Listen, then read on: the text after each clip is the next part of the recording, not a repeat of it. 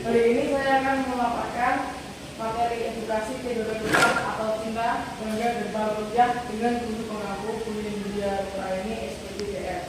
Kali ini saya akan memaparkan materi terang rupiah di kategori berhemat rupiah.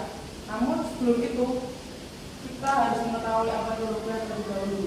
Jadi rupiah adalah mata uang resmi di Indonesia. Rupiah adalah alat transaksi resmi di Indonesia, alat untuk membeli kebutuhan kita, alat untuk membeli pensil, pulpen, buku, dan lain sebagainya. Tidak cuma hanya alat transaksi biasa, rupiah juga sebagai simbol kedaulatan bangsa Indonesia dan juga sebagai alat pemersatu bangsa, mau dari Sabang sampai Merauke yang selalu menggunakan rupiah sebagai alat transaksi pada kehidupan sehari-harinya. Oke, lanjut ke materi. Apakah ada yang ditanyakan sama sini? Ada. Oke, mengapa sih kita harus berhemat rupiah? Ada yang tahu kenapa? Oke, kita harus berhemat rupiah karena kita bisa jadi satu, menyimpan rupiah dengan baik untuk hal yang lebih baik di depannya. Dua, kita bisa memiliki dana darurat yang cukup untuk hal ke depannya. Ketiga,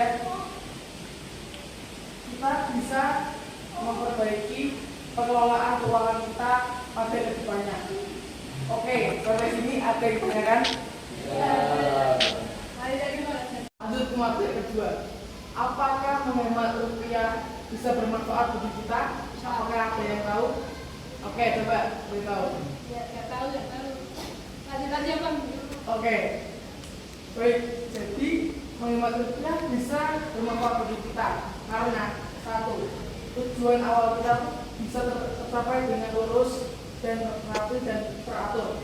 Misal, kita punya tujuan untuk membeli barang ini, misal harganya 200.000, dan kita hanya memiliki 10.000. Nah, jadi kita harus menghemat-hemat dan mengumpulkan uang sedikit demi sedikit hingga menjadi bukit, dan akhirnya kita bisa membeli barang tersebut di hari tertentu yang sudah kita hitung-hitung.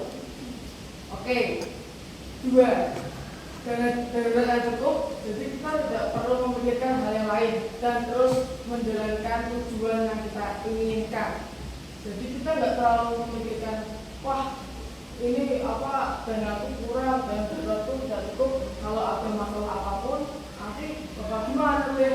Nah, itu nggak dipikirin karena sudah cukup untuk membayar satu.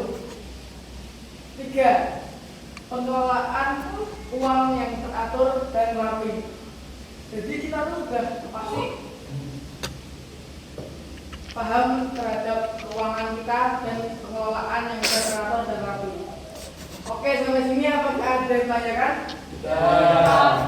Lanjut coba. Oke, kita lanjut ke materi ketiga.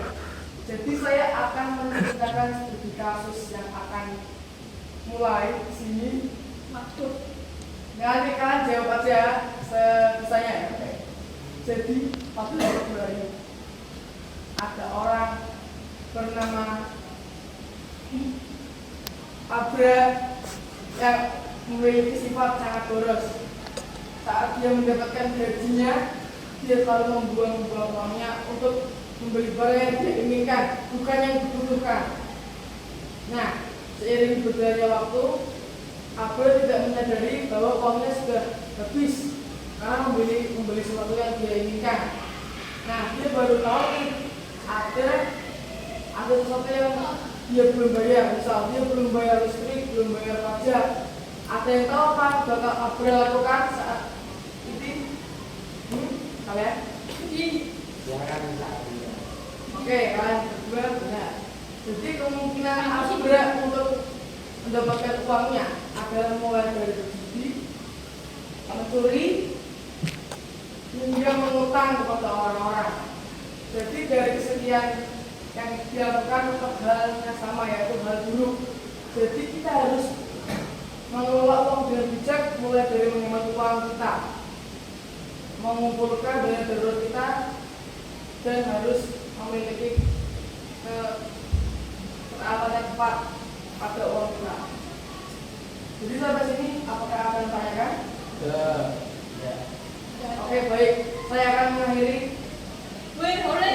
materi ini. Wassalamualaikum warahmatullahi wabarakatuh. Waalaikumsalam.